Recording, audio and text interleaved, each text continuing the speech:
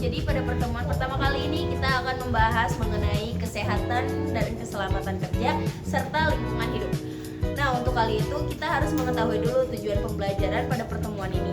Yang pertama yaitu siswa mampu menjelaskan mengenai pengertian kesehatan dan keselamatan kerja secara tepat.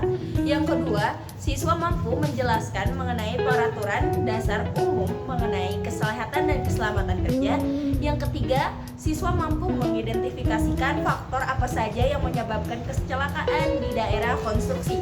Yang keempat, siswa mampu mengidentifikasi jenis dan apa saja manfaat mengenai alat pelindung diri atau APD.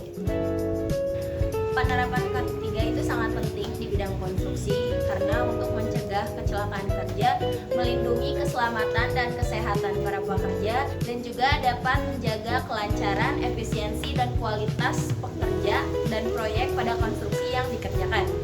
Nah, untuk pertemuan kali ini kita akan membahas mengenai pengertian dasar dan penerapan peraturan dasar umum mengenai keselamatan dan kecelakaan pekerja serta fungsi dan alat pelindung diri dan juga penerapan ketiga dalam pekerjaan konstruksi. Konsep dasar K3LH. K3LH singkatan dari keselamatan, keamanan, kesehatan, lingkungan hidup. Istilah ini digunakan untuk menggambarkan upaya untuk menciptakan lingkungan hidup yang sehat seperti yang tertera pada Undang-Undang Keselamatan Kerja yang pada.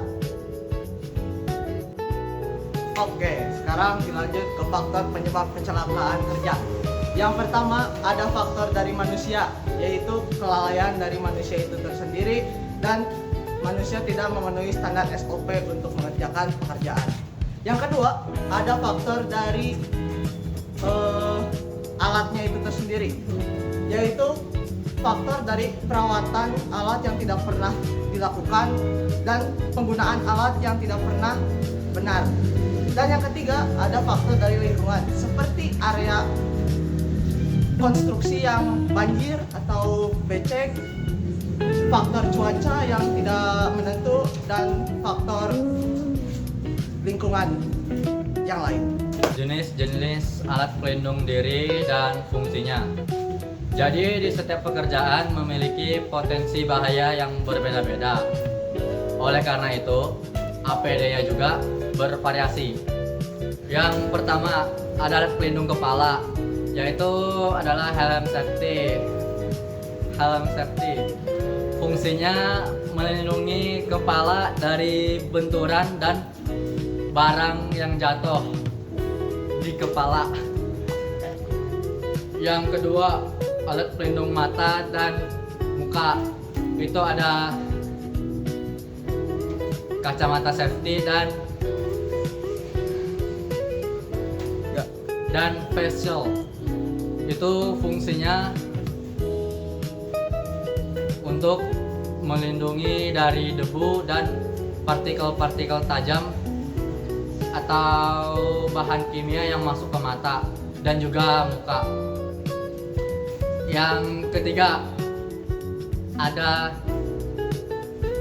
pelindung tangan, yaitu sarung tangan safety. Itu fungsinya contohnya seperti melindungi dari benda tajam dan bahan kimia. Yang keempat ada pelindung telinga, yaitu ear plug dan ear muff. Itu fungsinya untuk melindungi telinga dari kebisingan yang over. Kelima ada pelindung pernapasan, yaitu masker dan respirator. Itu fungsinya untuk menyaring udara dan partikel-partikel yang nggak bisa dilihat sekasat mata. Selanjutnya ada untuk pelindung badan. Ya, itu contohnya ini yang saya pakai sekarang. Ada wear pack sama apron terus rompi.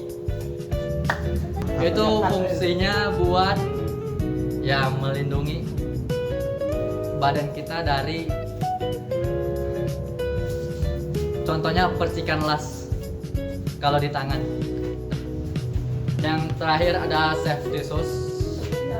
Fungsinya untuk melindungi kaki kita dari benturan dan tertimpa benda keras. Kecelakaan kerja umumnya terjadi adanya dua kombinasi. Yang pertama adalah kondisi tidak aman, di mana berkaitan dengan lingkungan dan alat atau mesin yang berpotensi akan terjadinya kecelakaan. Contohnya adalah area yang tidak bersih, entah licin, akibat material apapun itu. Selanjutnya ada penumpukan material yang memungkinkan akan roboh, instalasi listrik yang tidak tertutup, area yang pencahayaannya kurang, tidak tersedianya rambu-rambu maupun peta evakuasi. Dampaknya adalah pekerja dapat tergelincir, tersengat, dan adanya penyakit lainnya yang akan terjadi dan kecelakaan lainnya, serta adanya kerusakan material maupun alat yang akan mengakibatkan kerusakan dan biaya yang membengkak terhadap proyek tersebut. Selanjutnya adanya tindakan tidak aman, di mana berkaitan dengan pekerja yang tidak memenuhi SOP maupun tidak memenuhi K3. Contohnya adalah pekerja yang tidak memakai APD, pekerja yang bercanda terhadap pekerjaannya, merokok di area yang mudah terbakar, dan sebagainya. Dampaknya adalah pekerja akan mengalami kecelakaan hingga meninggal, turunnya produktivitas proyek, serta adanya pidana ataupun sanksi yang dapat diberikan terhadap proyek, sehingga proyek tersebut ataupun perusahaan tersebut citranya akan menurun.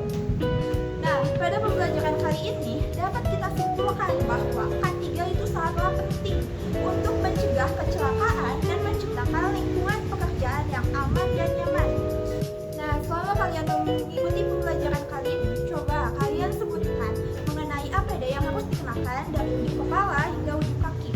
Setelah itu, coba jelaskan kenapa K3 ini sangat penting untuk dilaksanakan di konstruksi.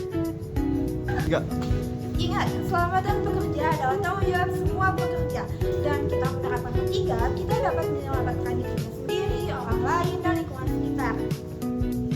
Bekerja dengan aman, karena pekerja yang hebat bukan hanya pekerja yang terampil, tapi pekerja yang dapat membuat lingkungan kita nyaman dan aman. Untuk pertemuan kali ini dicukupkan dengan video pembelajaran ini. Semoga teman-teman semua dapat memahami dan